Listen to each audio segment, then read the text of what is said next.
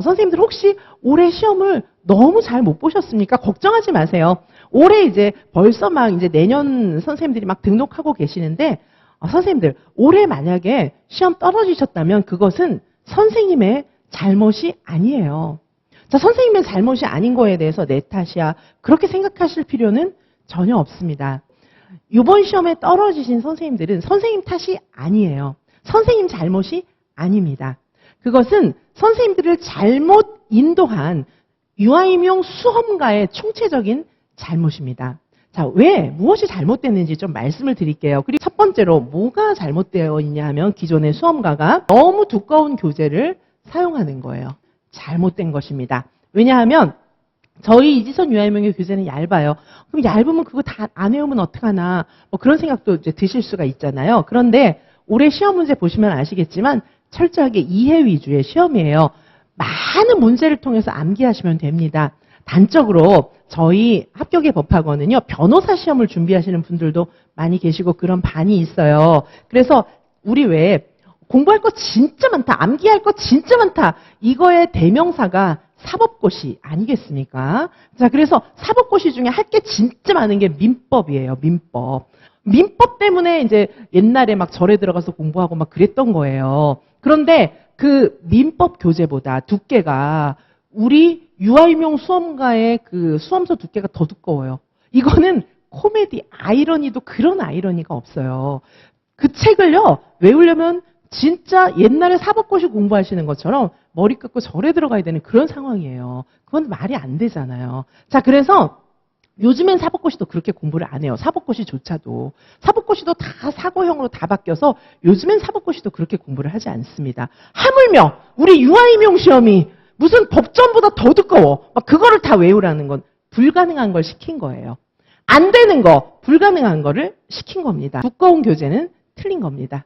그 다음에 두 번째로는 올해 시험 문제를 보시면 아시겠지만은 암기 위주로 무조건 외워라. 무조건 외워라. 내용을 안 가르쳐주고 암기 위주로 무조건 외워, 무조건 외워. 이거 틀린 겁니다. 내용을 알아야 돼요. 자, 올해 시험 문제 샘플로 보시면 이제 교육과정 B 4번 문제예요. 4번 문제도 보시면 전부 이거 사례예요, 사례. 자, 이게 전부 유치원 사례예요. 유치원 실제 현장 사례입니다. 자, 이게 단순 암기로 되는 게 아니라 전부 응용이에요. 자, 이 수업 사례예요. 전부 다. 모두 다 사례입니다. 자, 모두 다 사례예요. 자, 이것도 다 음악도 전부 사례예요. 박의 개념, 박자의 개념 이런 거 구분해서 알아야 되는 그런 사례입니다. 단순 암기는 안 나옵니다. 자, 그런데 선생님들 암기를 하지 말라는 건 아니에요. 기본서를 읽지 말라는 건 아니에요. 기본서는 얇은 책으로 충분하게 내용을 완전히 이해하면서 초반에는 회독을 좀 하셔야 됩니다. 자, 그리고 암기를 하긴 해야 되는데 할 수 있는 암기만 해서는 안 되는 거예요. 이해하고 암기하고 응용, 이런 응용 문제가 갑자기 우리 머리가 막 착착착착 조합돼서 기본서만 회독을 했는데 이게 갑자기 막 풀려주고, 왜 영화 같은 데 보면은 인조인간 막 머리가 착착착착 이렇게 막 갑자기 막 조합되고, 우린 사람이지 인조인간이 아니잖아요. 두 번째 잘못된 것은 암기 위주로 공부를 시킨 거예요. 왜 암기 위주로 시킬까요? 본인이 모르는 거예요. 알면은 설명을 해줍니다. 이유를 설명해 주는데 모르는 거예요. 모르니까 무조건 외워. 이게 제일 쉬운 방법이죠. 무조건 외우세요. 무조건 외워요. 이게 제일 쉬운 방법이에요. 외워. 이게 가르치는 사람으로서는 정말 가장 실력 없는 사람도 할 수 있는 손쉬운 방법 아니겠습니까? 자, 그래서 두꺼운 교재, 암기 위주, 이거 잘못된 건데 이걸 하라고 했으니까 선생님들은 시험에 처음부터 붙을 수가 없으셨던 거예요.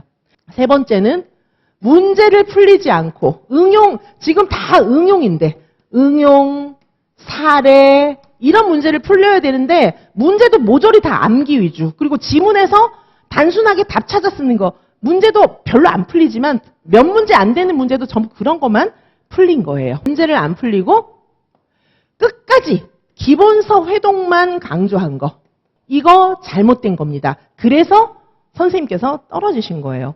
혹시 초수생 선생님이시라면 이 점을 명심하세요. 절대 이렇게 공부하시면 안 됩니다.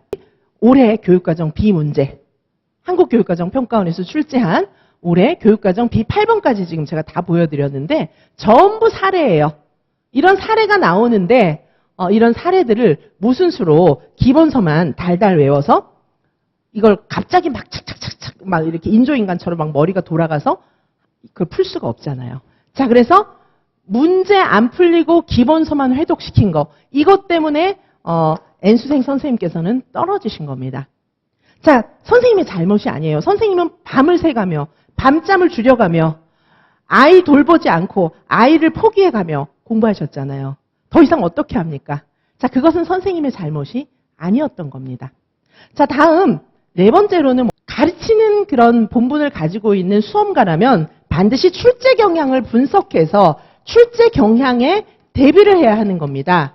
근데 지금 유아임용 수험가에서는 출제 경향을 전혀 대비하지 않았다는 겁니다.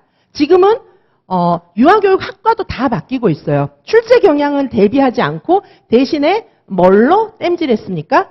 기출문제만 풀면 된다. 안일하게 선생님들을 대비시켰습니다. 근데 출제 경향이라는 게 계속 바뀌고 있거든요. 올해 시험 문제도 작년하고는 또 굉장히 많이 다릅니다. 출제 경향에 대비시키지 않았습니다. 가장 중요한 굵직굵직한 부분들을 다 틀리게 리드했어요. 첫 번째, 두꺼운 교재, 애시당초 처음부터 할 수 없는 일을 시킨 거예요. 두 번째는 암기 위주, 시험이 암기 위주가 아닌데 암기 위주로 자신이 모르니까 외워라. 그 다음에 세 번째, 문제는 안 풀리고 기본서만 끝까지 회독시켰어요. 왜? 모르니까. 문제를 낼 수 없으니까. 그런데 실제 문제는 전부 응용과 사례 문제이기 때문에 기본서 회독만으로는 기초 체력이 너무 약해서 문제를 맞출 수가 없는 거예요.